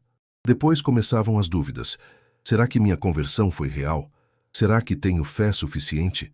Será que Deus realmente me perdoou? E então iniciava-se uma busca desesperada por confirmações, por experiências mais profundas, por níveis mais altos de certeza. A pessoa mergulhava cada vez mais fundo na religião, não por amor à espiritualidade, mas por medo de perder a salvação que acreditava ter encontrado. Era um círculo vicioso perfeito. Quanto mais alguém buscava segurança espiritual, mais inseguro se tornava. Quanto mais tentava garantir sua salvação, mais duvidava dela. Quanto mais se dedicava à religião, mais a religião se tornava uma fonte de ansiedade em vez de paz. Spinoza percebeu que estava observando uma forma de escravidão psicológica tão sofisticada que as próprias vítimas pagavam por seus grilhões. As pessoas doavam dinheiro, tempo e energia para instituições que as mantinham em perpétuo estado de medo e dependência. E o mais perturbador, quanto mais pagavam, mais valorizavam o que estavam comprando. O investimento em sofrimento se tornava evidência do valor do produto. Estudando pessoas que haviam passado décadas no sistema, Spinoza viu como elas gradualmente perdiam a capacidade de imaginar a vida sem essa dinâmica de medo e alívio. Sua identidade pessoal estava tão entrelaçada com o drama de salvação e condenação que remover esse drama equivalia a remover sua própria personalidade. Elas não eram mais pessoas que tinham uma religião. Elas haviam se tornado personagens num drama religioso, representando papéis que o sistema havia escrito para elas. E quando ocasionalmente alguém tentava sair do sistema, experimentava não apenas a perda de suas crenças, mas algo parecido com a morte psicológica. Sem o drama familiar de pecado e salvação, suas vidas pareciam vazias e sem sentido. Era por isso, percebeu Spinoza, que tão poucas pessoas conseguiam se libertar do sistema, mesmo quando reconheciam sua natureza manipulativa. Não era apenas uma questão de mudar crenças, era uma questão de reconstruir completamente a personalidade a partir de fundações inteiramente diferentes. Naquela noite, ele escreveu: "Descobri por que a salvação nunca liberta ninguém. Porque ela não foi projetada para libertar, foi projetada para viciar. E um viciado em salvação é o escravo perfeito. Ele paga pelos próprios grilhões e agradece pela oportunidade de fazê-lo." Era uma descoberta que o deixou simultaneamente fascinado pela engenhosidade do sistema e horrorizado pela magnitude do sofrimento humano que ele perpetuava. Junho de 1676 revelou a Spinoza uma dimensão da manipulação religiosa que ele não havia antecipado: a transformação do medo do julgamento final numa verdadeira economia, onde o terror espiritual se tornara uma commodity comercializável e o desespero humano uma fonte de lucro sistematizado. A descoberta começou quando Spinoza decidiu investigar as finanças das instituições religiosas de Amsterdã. O que encontrou foi uma máquina de geração de riqueza tão sofisticada quanto qualquer empreendimento comercial da cidade, mas baseada inteiramente na exploração do medo existencial humano. As igrejas não apenas coletavam dízimos, elas haviam desenvolvido múltiplas formas de monetizar a ansiedade espiritual. Havia taxas para batismos que garantiam a entrada no céu, pagamentos por missas que reduziam o tempo no purgatório, doações para indulgências que prometiam perdão antecipado de pecados, contribuições para relíquias sagradas que ofereciam proteção divina. Era um catálogo completo de produtos espirituais, cada um vendendo uma forma específica de segurança contra o julgamento final.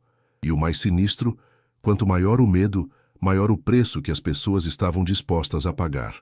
Spinoza observou famílias se endividando para pagar por cerimônias religiosas elaboradas, comerciantes doando fortunas inteiras para garantir sua salvação, viúvas entregando suas últimas economias para rezas que supostamente ajudariam as almas de seus maridos mortos. Era como observar uma epidemia de loucura financeira, onde pessoas racionais em todas as outras áreas da vida tomavam decisões economicamente suicidas quando o assunto era sua segurança espiritual. Mas a verdadeira genialidade da economia do terror sagrado estava em como ela havia criado múltiplos níveis de consumo. Para os pobres, havia orações baratas e promessas simples. Para a classe média, rituais mais elaborados e garantias mais específicas.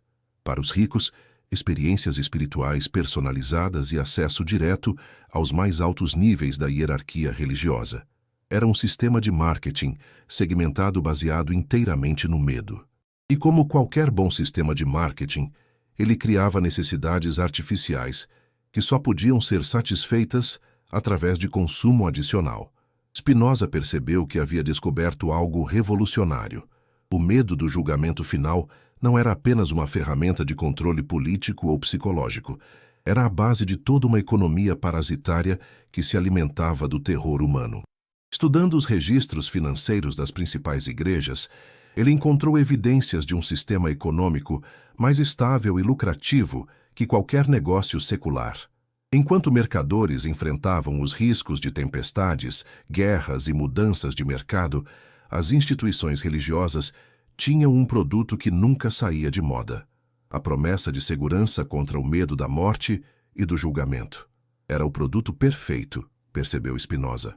Nunca podia ser testado empiricamente, nunca precisava ser entregue na vida presente, nunca podia ser devolvido pelo consumidor insatisfeito. E a demanda era literalmente infinita, porque o medo da morte era universal e permanente. Mas havia algo ainda mais sinistro na descoberta de Spinoza. A economia do terror sagrado havia criado incentivos perversos que corrompiam até mesmo aqueles que começavam com intenções genuinamente espirituais. Sacerdotes que inicialmente queriam ajudar as pessoas descobriam que sua sobrevivência econômica dependia de manter essas pessoas em estado de ansiedade espiritual. Quanto mais efetivamente curavam o medo, menos necessários se tornavam. Quanto mais pessoas se sentiam seguras espiritualmente, menos pagavam por serviços religiosos. Era um sistema que literalmente punia o sucesso espiritual e recompensava a perpetuação do medo. Os sacerdotes mais bem-sucedidos economicamente eram aqueles que mantinham suas congregações em perpétuo estado de insegurança, sempre necessitando de mais orações, mais rituais, mais garantias, mais proteção. Spinoza observou como jovens idealistas entravam no seminário querendo salvar almas e gradualmente se transformavam em vendedores profissionais de segurança espiritual, não por malícia, mas por pura necessidade econômica. O sistema os forçava a escolher entre integridade espiritual e sobrevivência material. E havia uma dimensão ainda mais perturbadora. A economia do terror sagrado havia criado uma classe inteira de especialistas cujo conhecimento e status dependiam inteiramente da manutenção do medo que eles supostamente combatiam. Teólogos escreviam tratados cada vez mais complexos sobre os detalhes do julgamento final, não para tranquilizar as pessoas, mas para demonstrar quão complicada e perigosa era a questão da salvação. Quanto mais complexa fizessem a teologia, mais indispensáveis se tornavam como intérpretes. Era como médicos que descobrissem doenças cada vez mais raras e complexas para justificar seus próprios salários. Exceto que, neste caso, as doenças eram estados normais da condição humana que haviam sido artificialmente transformados em patologias espirituais.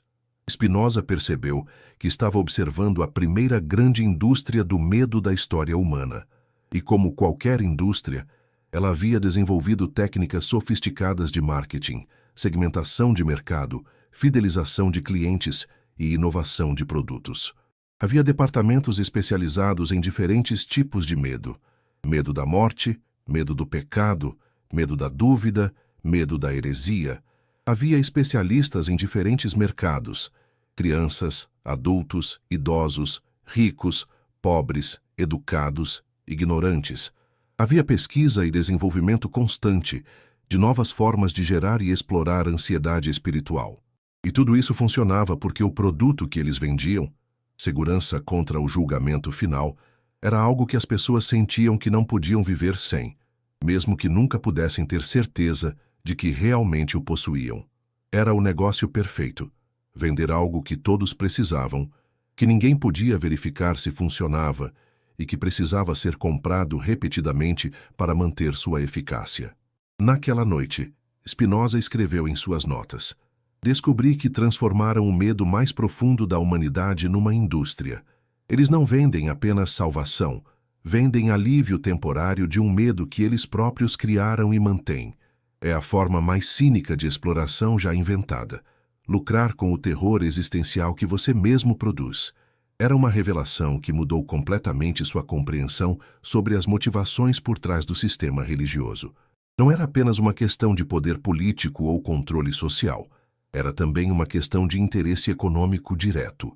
E isso tornava o sistema muito mais difícil de combater, porque agora ele tinha não apenas verdadeiros crentes, mas também beneficiários econômicos, que defenderiam o sistema independentemente de suas crenças pessoais. Spinoza estava começando a perceber que havia subestimado drasticamente a complexidade do inimigo que estava enfrentando. Julho de 1676 trouxe a Spinoza uma compreensão chocante sobre as técnicas específicas que as autoridades religiosas usavam para manter o medo do julgamento final constantemente ativo na mente de suas congregações. Não era suficiente simplesmente ensinar a doutrina.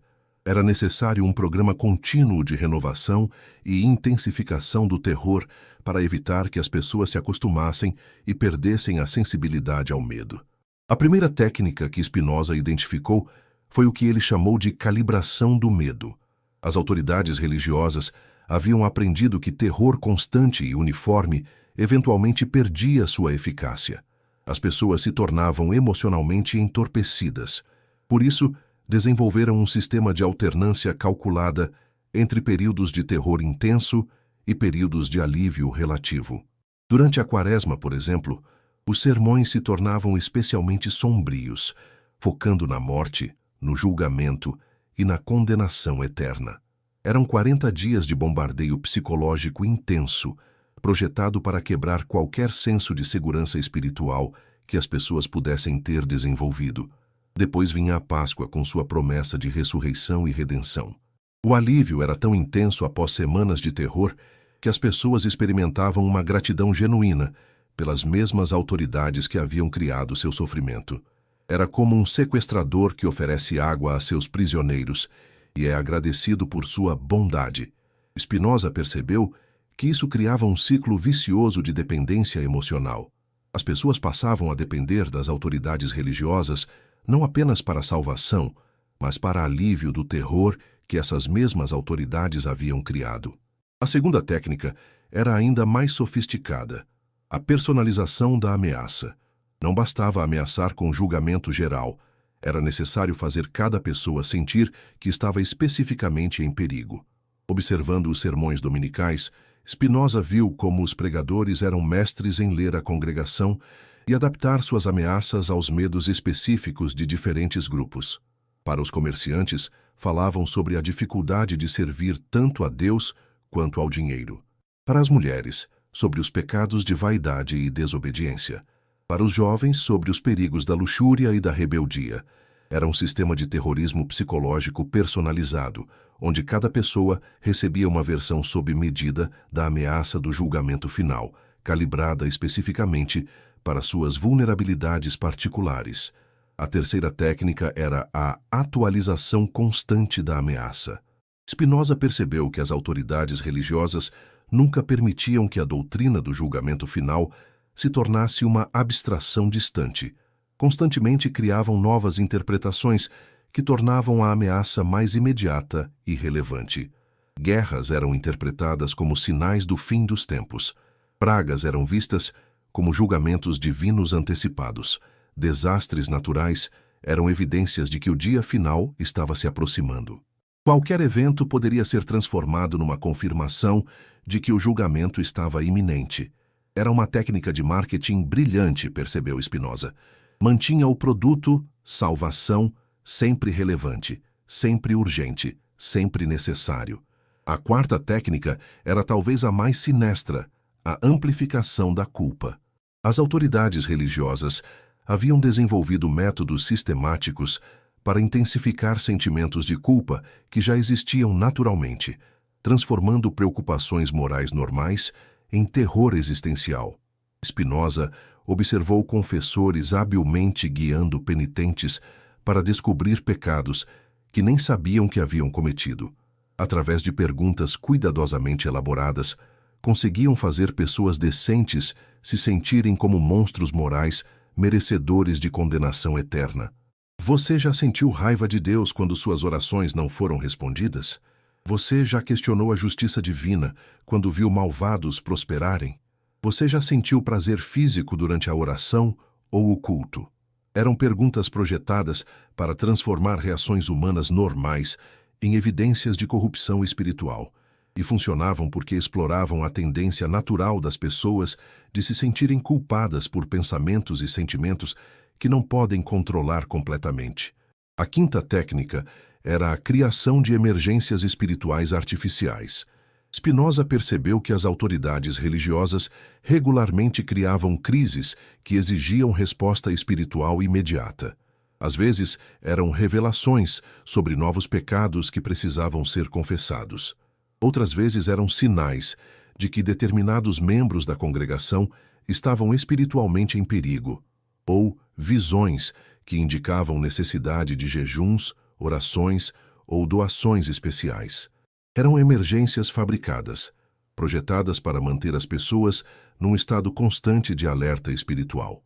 como um governo que cria ameaças à segurança nacional para justificar poderes extraordinários, as autoridades religiosas criavam ameaças à segurança espiritual para justificar demandas extraordinárias de obediência e recursos. A sexta técnica era a rotação de ameaças.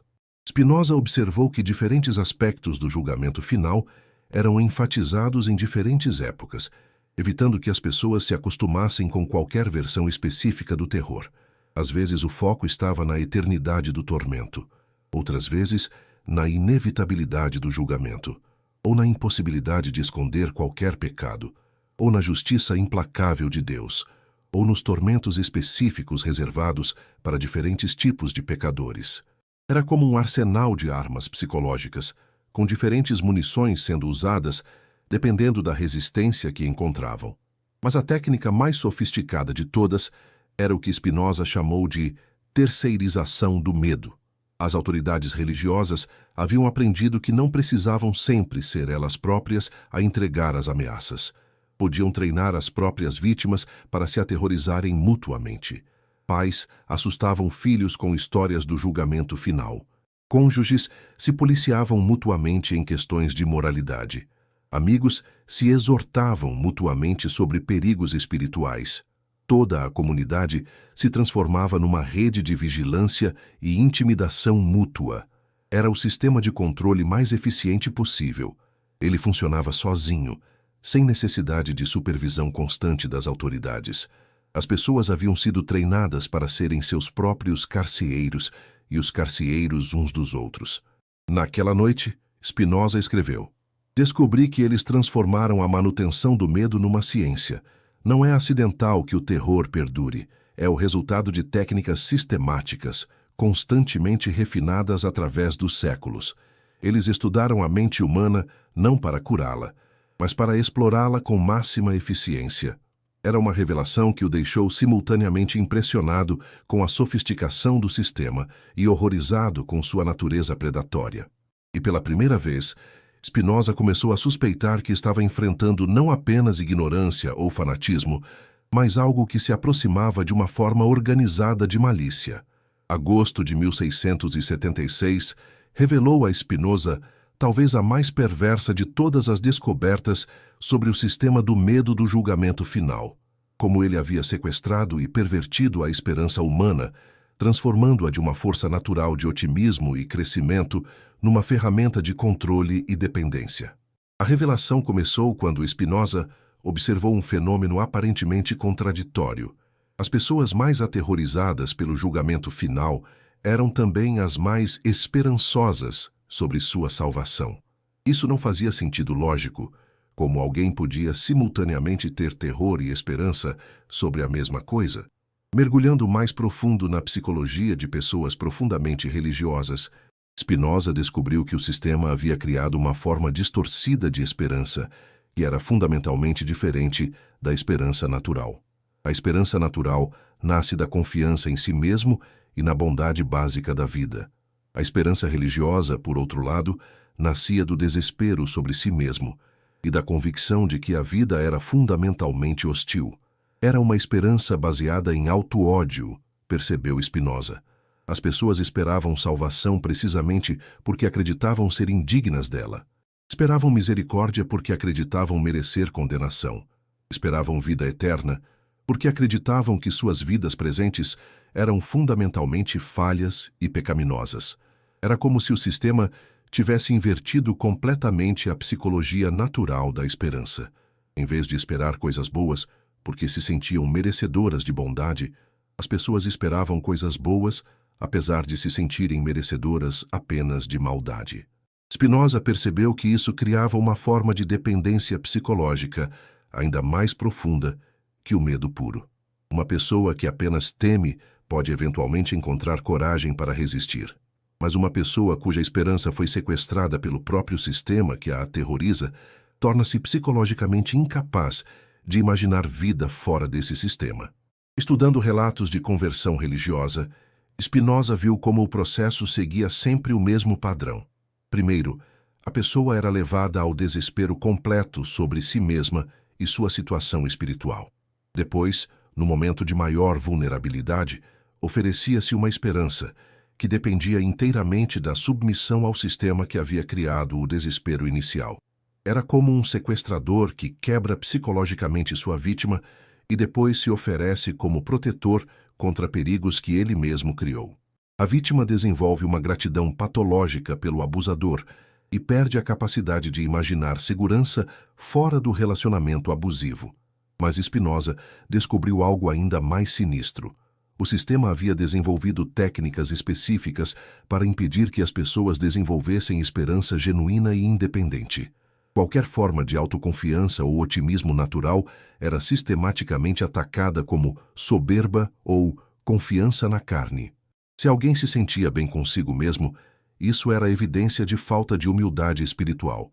Se alguém estava satisfeito com sua vida, isso era sinal de materialismo perigoso. Se alguém confiava em sua própria bondade, isso era prova de não entender sua depravação fundamental. Era um ataque sistemático contra a saúde mental, disfarçado de cuidado espiritual. O sistema havia declarado guerra contra a autoestima, a confiança e o otimismo naturais, porque essas qualidades tornavam as pessoas menos dependentes de salvação externa. Spinoza observou como pessoas naturalmente alegres e confiantes eram gradualmente quebradas pelo sistema religioso, transformadas em versões ansiosas e dependentes de si mesmas. Era como assistir a uma forma lenta de assassinato da personalidade, e havia algo ainda mais perturbador. O sistema havia criado uma forma de esperança que se alimentava do próprio sofrimento que causava. Quanto mais alguém sofria por suas crenças religiosas, mais esperança desenvolvia de que esse sofrimento seria recompensado na vida eterna. Era uma esperança masoquista que encontrava significado e valor na dor. E isso criava um incentivo perverso para buscar mais sofrimento, mais sacrifício, mais abnegação, porque cada experiência de dor se tornava evidência de que a recompensa futura seria proporcional. Spinoza viu pessoas deliberadamente escolhendo vidas de miséria, renunciando a prazeres simples, rejeitando oportunidades de felicidade, tudo porque haviam sido convencidas de que o sofrimento presente era o preço da esperança futura.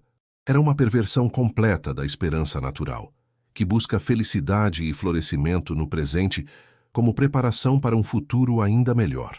A esperança religiosa rejeitava a felicidade presente como inimiga da felicidade futura. Estudando textos místicos e biografias espirituais, Spinoza encontrou exemplos extremos dessa perversão.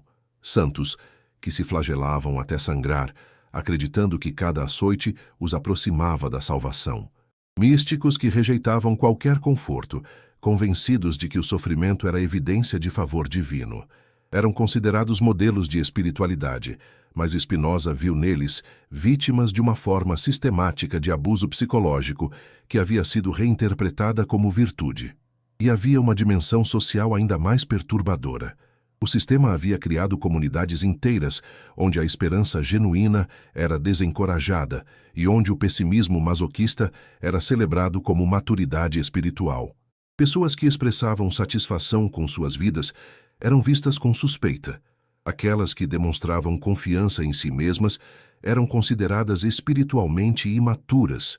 O sistema havia criado uma cultura onde a saúde mental era interpretada como doença espiritual.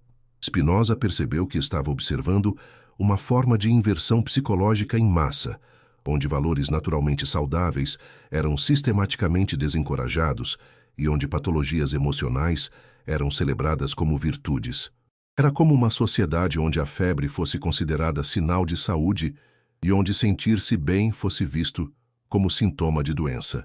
E o mais perturbador de tudo, as pessoas defendiam apaixonadamente esse sistema invertido, porque sua identidade e senso de valor pessoal haviam se tornado dependentes dele. Questionar o sistema equivalia a questionar o valor de todo o sofrimento que haviam endurando em seu nome. Naquela noite, Spinoza escreveu: "Descobri como eles roubaram a esperança da humanidade. Não a destruíram, a pervirtaram. Transformaram-na numa forma de dependência que se alimenta de auto-ódio e se fortalece através do sofrimento. É talvez o crime mais cruel de todos, fazer as pessoas esperarem por felicidade futura enquanto renunciam deliberadamente à felicidade presente. Era uma descoberta que o deixou profundamente entristecido, porque percebeu que estava lidando não apenas com ignorância ou fanatismo, mas com uma forma sistemática de mutilação da alma humana. Setembro de 1676 trouxe a Spinoza uma descoberta que revelou uma dimensão completamente nova da manipulação psicológica religiosa, como o medo do julgamento final havia sido transformado numa forma de entretenimento coletivo, onde o terror existencial se tornara espetáculo público e a ansiedade compartilhada se transformara em experiência comunitária. A revelação começou quando Spinoza decidiu estudar mais sistematicamente os sermões públicos sobre o fim dos tempos. O que descobriu o chocou. Os pregadores não apenas ameaçavam com o julgamento final, eles o dramatizavam como um espetáculo teatral, completo com cenários, personagens e narrativa elaborada. Não era suficiente dizer que haveria julgamento. Era necessário descrever minuciosamente como seria: o som das trombetas celestiais, a aparência de Jesus descendo das nuvens, o terror nos rostos dos condenados, os gritos de desespero dos que percebiam tarde demais sua perdição, o choro e ranger de dentes dos que descobriam que haviam desperdiçado suas únicas chances de salvação. Era a pornografia espiritual, percebeu Spinoza, uma forma de entretenimento baseada em voyeurismo mórbido, onde as pessoas obtinham prazer secreto imaginando o sofrimento de outros, incluindo masoquisticamente seu próprio sofrimento potencial. Observando as reações das congregações durante esses sermões, Spinoza viu algo perturbador. As pessoas não apenas ficavam aterrorizadas, ficavam simultaneamente fascinadas. Havia uma qualidade quase sexual na atenção que prestavam às descrições detalhadas de tormento eterno. Era como assistir a uma multidão observando uma execução pública. Horror e fascinação se misturavam numa experiência emocionalmente intensa, que era simultaneamente repulsiva e viciante. Spinoza percebeu que o sistema havia descoberto como transformar medo em entretenimento, e isso criava uma dinâmica psicológica ainda mais perversa. As pessoas começavam a depender emocionalmente do terror que as controlava. Estudando a literatura apocalíptica popular da época, Spinoza encontrou evidências de que havia um verdadeiro mercado para descrições cada vez mais elaboradas e aterrorizantes do julgamento final. Livros que detalhavam os tormentos específicos reservados para diferentes tipos de pecadores se tornavam best-sellers. Era uma indústria do entretenimento baseada inteiramente no medo da morte e da condenação. E como qualquer forma de entretenimento, precisava de inovação constante para manter o interesse do público. As descrições se tornavam cada vez mais gráficas, cada vez mais criativas em sua crueldade. Spinoza percebeu que estava observando uma forma de pornografia apocalíptica, onde a imaginação humana era estimulada por fantasias de destruição e sofrimento em massa. E havia uma dimensão social ainda mais perturbadora. As sessões públicas de terror religioso criavam uma forma de catarse coletiva, onde comunidades inteiras processavam suas ansiedades existenciais através de experiências compartilhadas de medo. Era como uma forma primitiva de terapia de grupo, exceto que, em vez de curar traumas, criava novos traumas compartilhados que uniam a comunidade numa identidade baseada em terror comum. Spinoza observou como pessoas que normalmente tinham pouco em comum se reuniam em torno da experiência compartilhada, de temer o julgamento final. O medo se tornava uma cola social, criando vínculos comunitários baseados em ansiedade coletiva. E isso gerava uma resistência psicológica adicional a qualquer questionamento do sistema. Questionar o julgamento final não era apenas questionar uma crença, era questionar a própria base da identidade comunitária. Era como tentar convencer uma tribo a abandonar seus rituais sagrados. Mesmo que os rituais fossem objetivamente prejudiciais, eles haviam se tornado tão centrais à identidade do grupo que abandoná-los equivaleria a dissolver a própria comunidade. Mas Spinoza descobriu algo ainda mais sinistro. Os líderes religiosos haviam aprendido a usar o espetáculo do julgamento final para fins políticos muito específicos. Quando queriam promover determinadas políticas ou atacar grupos específicos, simplesmente incluíam esses elementos em suas descrições do dia final. Se queriam promover uma guerra, descreviam como Deus julgaria aqueles que não defendessem a fé contra inimigos. Se queriam atacar comerciantes, enfatizavam os tormentos especiais reservados para aqueles que amavam o dinheiro mais que Deus. Se queriam controlar o comportamento sexual, detalhavam as punições específicas para diferentes formas de impureza. Era propaganda política disfarçada de revelação divina. E funcionava porque as pessoas não reconheciam as descrições como opiniões humanas, as experimentavam como verdades sobrenaturais que não podiam ser questionadas.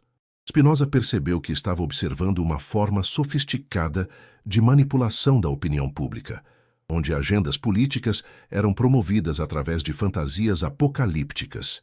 E havia uma dimensão psicológica ainda mais profunda. O espetáculo do julgamento final oferecia às pessoas uma forma de processar seus próprios impulsos violentos de uma maneira socialmente aceitável. Em vez de reconhecer seus próprios desejos de vingança contra aqueles que os haviam ferido, podiam imaginar Deus executando essa vingança no dia final. Em vez de admitir sua própria crueldade, podiam fantasiar sobre a justiça divina, punindo aqueles que desprezavam. Era uma forma de projeção psicológica em massa, onde os aspectos mais sombrios da natureza humana eram atribuídos a Deus e depois celebrados como virtude. Spinoza observou como pessoas aparentemente gentis e compassivas se tornavam sádicas quando imaginavam o destino de pecadores no julgamento final. Era como se o contexto religioso lhes desse permissão para expressar crueldade que normalmente reprimiriam.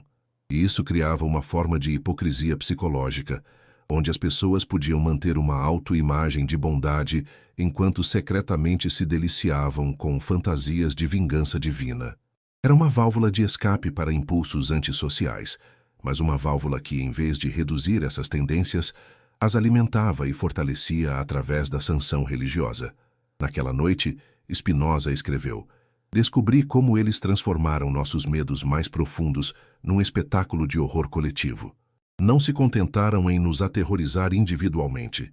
Criaram uma forma de entretenimento baseada em terror compartilhado, onde comunidades inteiras se viciam na experiência de imaginar sofrimento em massa. É uma perversão da natureza social humana, transformando nossa necessidade de conexão numa dependência de ansiedade coletiva." Era uma revelação que o deixou profundamente perturbado, porque percebeu que estava lidando não apenas com manipulação individual, mas com uma forma de corrupção social que havia infectado comunidades inteiras.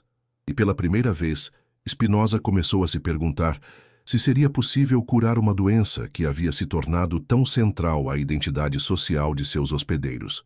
Outubro de 1676 marcou um ponto de virada fundamental na investigação de Spinoza. Após meses expondo a anatomia do medo do julgamento final, ele agora enfrentava a questão mais importante de todas. Era possível libertar a humanidade dessa prisão mental? E se sim, como? Spinoza havia chegado a uma compreensão clara e devastadora. O medo do julgamento final não era simplesmente uma crença falsa que podia ser corrigida através de argumentos lógicos. Era uma forma de organização psicológica completa que estruturava a experiência interior de suas vítimas de maneira tão fundamental que questioná-la equivalia a questionar a própria realidade. Não bastaria simplesmente dizer às pessoas que o julgamento final não existia. Seria necessário oferecer uma alternativa completa, uma nova forma de compreender a vida, a morte, a moralidade e o significado que fosse tão psicologicamente satisfatória quanto o sistema que pretendia substituir. A primeira intuição de Spinoza foi que a libertação devia começar com uma compreensão radicalmente diferente da natureza humana. Em vez de partir da premissa de que os seres humanos eram fundamentalmente corrompidos e merecedores de punição, era necessário partir da premissa oposta, que a natureza humana era fundamentalmente boa e capaz de florescimento. Isso não significava negar a realidade do mal ou da destrutividade humana. Significava compreender essas tendências como distorções da natureza essencial, não como sua expressão verdadeira. O mal, percebeu Spinoza, era frequentemente o resultado de sistemas que impediam o florescimento natural, forçando as pessoas a se expressarem de formas doentias. A segunda intuição foi ainda mais radical. Era necessário eliminar completamente o conceito de culpa como organizador da experiência moral. Não bastava reduzir a culpa ou torná-la mais realista. Era necessário substituí-la inteiramente por algo diferente. Spinoza propôs substituir culpa por responsabilidade. Em vez de se sentir culpada por sua natureza, uma pessoa podia assumir responsabilidade por suas escolhas. Em vez de se odiar por seus impulsos, podia aprender a direcioná-los construtivamente. Em vez de buscar punição por suas falhas, podia focar em crescimento e reparação. Era uma mudança de paradigma completa, de um sistema baseado em punição para um sistema baseado em desenvolvimento. A terceira intuição era que as pessoas precisavam de uma nova relação com a morte, que não dependesse de promessas de vida eterna. Spinoza percebeu que o medo da morte era a raiz de quase todas as neuroses humanas e que qualquer sistema de libertação devia oferecer uma forma de aceitar a mortalidade sem desespero. Sua proposta era radical. Em vez de negar a morte ou prometer vida após a morte, aceitar a finitude como parte da beleza da existência. Uma vida finita não era uma tragédia a ser evitada, mas uma oportunidade a ser aproveitada completamente. Isso requeria uma transformação fundamental na forma como as pessoas experimentavam o tempo. Em vez de viver constantemente focadas num futuro eterno, podiam aprender a encontrar infinitude no presente momento. Em vez de sacrificar a vida presente por promessas futuras, podiam descobrir que a própria vida presente continha tudo o que buscavam. A quarta intuição era que era necessário substituir a autoridade externa por autoridade interna. Em vez de depender de interpretações sacerdotais da verdade, as pessoas podiam aprender a confiar em sua própria capacidade de discernimento. Em vez de buscar validação de figuras religiosas, podiam desenvolver autoconfiança baseada em experiência direta. Isso não significava rejeitar toda forma de orientação ou comunidade. Significava estabelecer uma relação adulta com autoridades externas, onde conselhos eram aceitos ou rejeitados, baseados em sua utilidade prática, não em sua origem supostamente divina. A quinta intuição era talvez a mais revolucionária, que a moralidade podia ser baseada em alegria em vez de medo. Em vez de fazer o bem para evitar punição, as pessoas podiam aprender a fazer o bem porque isso gerava mais alegria, conexão e florescimento, para si mesmas e para outros. Spinoza percebeu que isso requeria uma compreensão completamente nova do que significava bem e mal.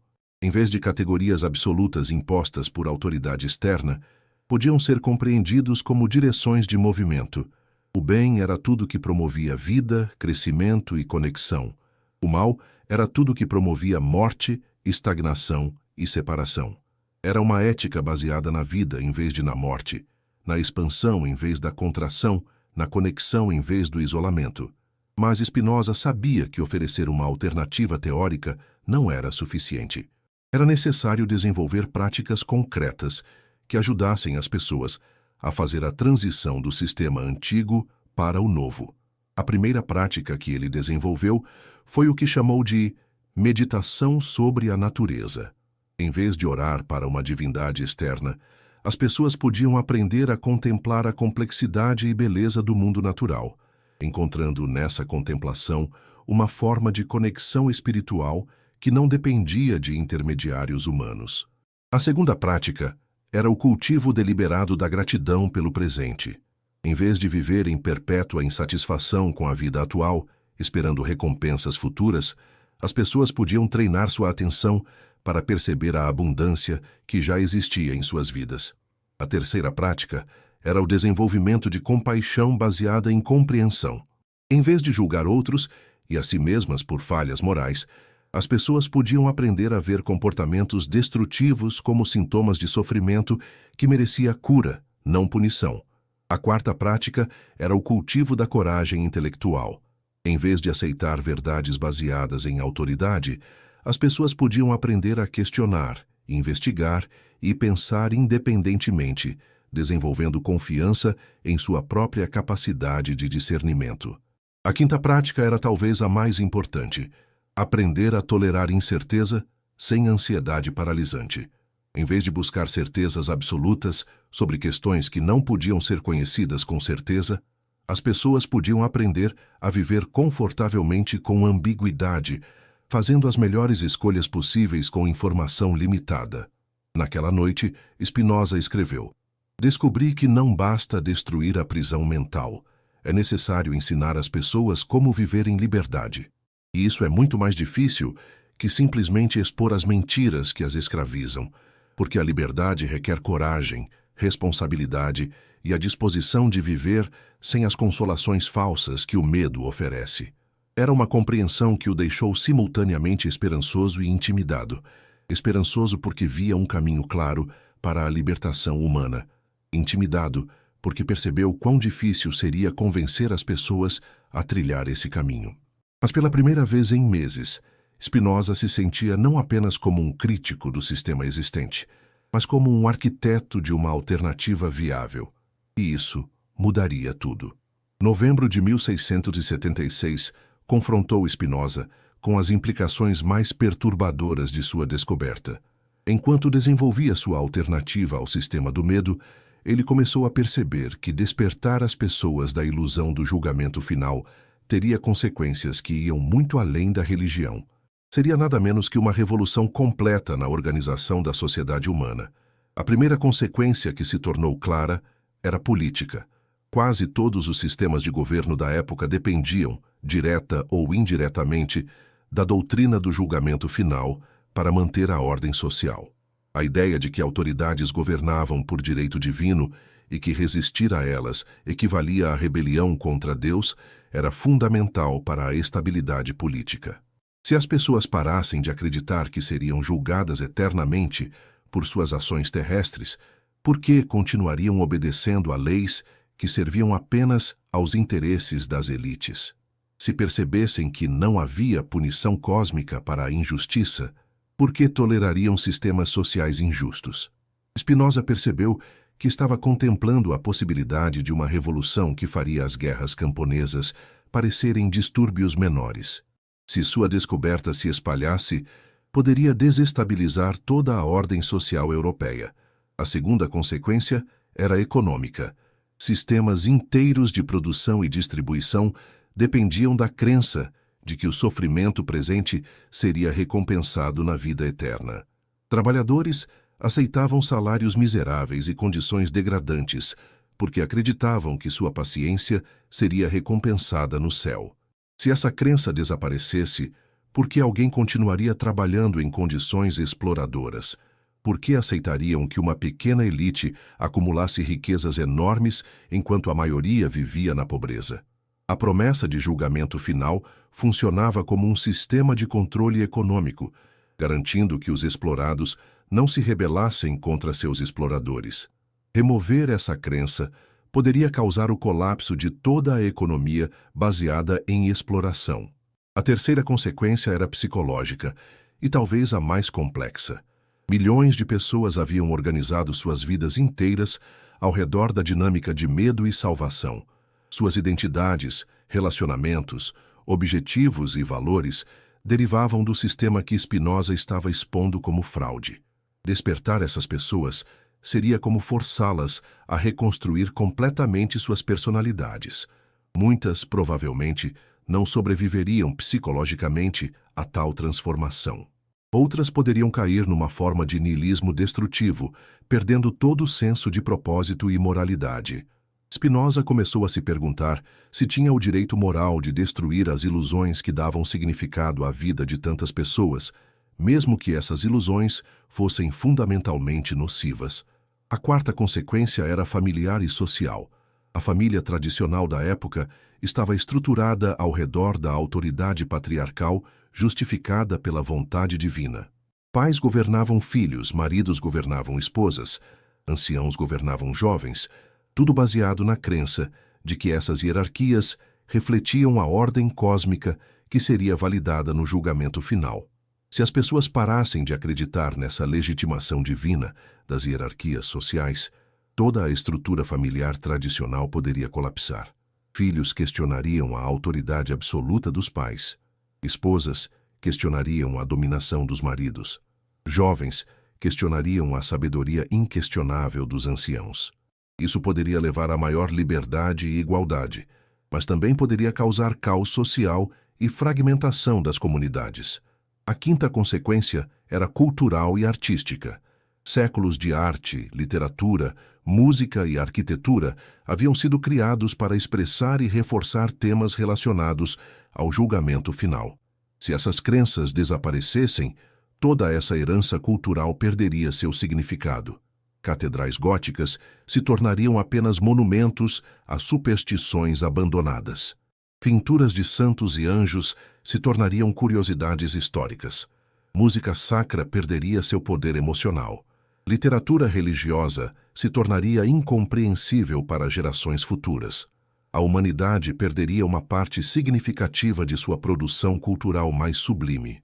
E Spinoza se perguntava se essa perda valeria a libertação do medo. A sexta consequência era educacional. Todo o sistema de educação da época estava baseado na transmissão de valores morais derivados da crença no julgamento final. Se essa base desaparecesse, seria necessário reconstruir completamente a educação humana. Como ensinar moralidade sem ameaças de punição eterna? Como motivar o aprendizado sem promessas de recompensa divina? Como desenvolver caráter sem o medo de prestação de contas cósmica? Seria necessário inventar formas inteiramente novas de educação moral e intelectual baseadas em princípios que ainda nem haviam sido articulados. Mas talvez a consequência mais perturbadora fosse existencial. Por milênios, a crença no julgamento final havia oferecido às pessoas uma resposta para a questão fundamental do significado da vida. Se toda a existência culminava num julgamento cósmico que determinava o destino eterno de cada alma, então cada ação, por menor que fosse, tinha significado último. Remover essa crença deixaria um vácuo existencial enorme. Se não havia julgamento final, se não havia vida eterna, se não havia propósito cósmico para a existência humana, então, qual era o ponto de qualquer coisa? Spinoza percebeu que estava contemplando a possibilidade de criar uma crise existencial em massa que poderia levar ao desespero e niilismo generalizados, e havia uma consequência pessoal que o aterrorizava. Se divulgasse suas descobertas publicamente, não seria apenas excomungado ou perseguido. Seria responsável por todas as consequências que sua revelação poderia causar. Se governos caíssem, se sociedades entrassem em colapso, se pessoas perdessem a vontade de viver, se a civilização entrasse numa era de caos e violência, tudo isso seria, pelo menos parcialmente, resultado de sua decisão de expor a verdade. Spinoza se encontrou diante de um dilema moral agonizante. Tinha a obrigação de revelar uma verdade libertadora, mesmo que essa verdade pudesse destruir a própria civilização que pretendia libertar? Naquela noite, ele escreveu em seu diário: "Descobri a verdade mais perigosa da história humana. Uma verdade que poderia libertar a humanidade de sua maior escravidão, mas que também poderia destruir os próprios fundamentos da civilização. E agora preciso decidir. Devo condenar milhões à continuidade de uma ilusão dolorosa ou arriscar mergulhar o mundo no caos da libertação?" Era uma pergunta que manteria Spinoza acordado por muitas noites, lutando com o peso de uma responsabilidade que nenhum ser humano deveria ter que carregar sozinho. E pela primeira vez, desde que começara sua investigação, Spinoza desejou não ter descoberto o que descobriu. Dezembro de 1676 trouxe a Spinoza a tarefa mais difícil de toda sua investigação: imaginar como seria um mundo onde a humanidade tivesse se libertado completamente do medo do julgamento final. Era necessário vislumbrar não apenas os perigos dessa transição, mas as possibilidades extraordinárias que poderiam emergir quando os seres humanos fossem finalmente livres para expressar sua natureza verdadeira. Durante semanas, Spinoza mergulhou numa espécie de sonho acordado, projetando sua mente para imaginar uma civilização construída sobre fundações completamente diferentes.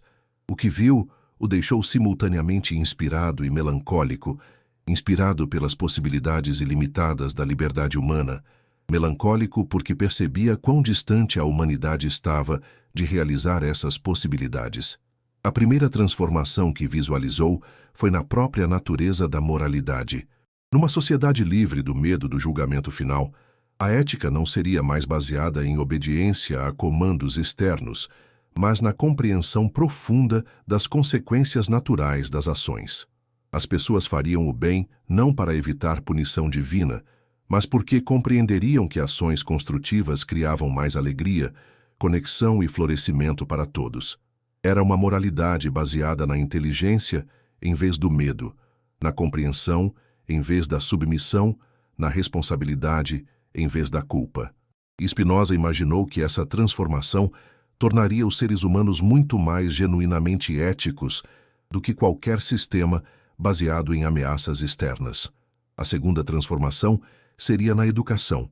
Crianças cresceriam aprendendo a confiar em sua própria capacidade de discernimento, em vez de memorizar verdades impostas por autoridade. O objetivo da educação seria desenvolver pensadores independentes e compassivos, não seguidores obedientes de doutrinas. Spinoza imaginou escolas onde a curiosidade fosse celebrada em vez de punida, onde questionamentos fossem encorajados em vez de reprimidos, onde a criatividade florescesse sem as limitações impostas por dogmas religiosos. Nessas escolas, as crianças aprenderiam sobre o mundo através de observação direta e experimentação, não através da repetição de textos considerados sagrados. Aprenderiam a pensar criticamente sobre todas as ideias, incluindo aquelas apresentadas por seus próprios professores. A terceira transformação seria na arte e na cultura. Livre das restrições impostas por doutrinas religiosas, a criatividade humana poderia explorar temas e possibilidades que haviam sido considerados tabu. A arte não mais precisaria servir como propaganda para sistemas de controle, mas poderia expressar a experiência humana em toda sua complexidade e beleza. Spinoza imaginou uma literatura que celebrasse a vida presente em vez de depreciar o mundo material em favor de promessas eternas. Uma música que expressasse toda a gama de emoções humanas sem culpa ou vergonha. Uma arquitetura que criasse espaços para o florescimento humano, em vez de monumentos à submissão divina. A quarta transformação seria na ciência e no conhecimento. Sem a necessidade de conciliar descobertas empíricas com doutrinas religiosas estabelecidas, o progresso científico poderia acelerar dramaticamente. Questões que haviam sido declaradas mistérios divinos poderiam ser investigadas livremente.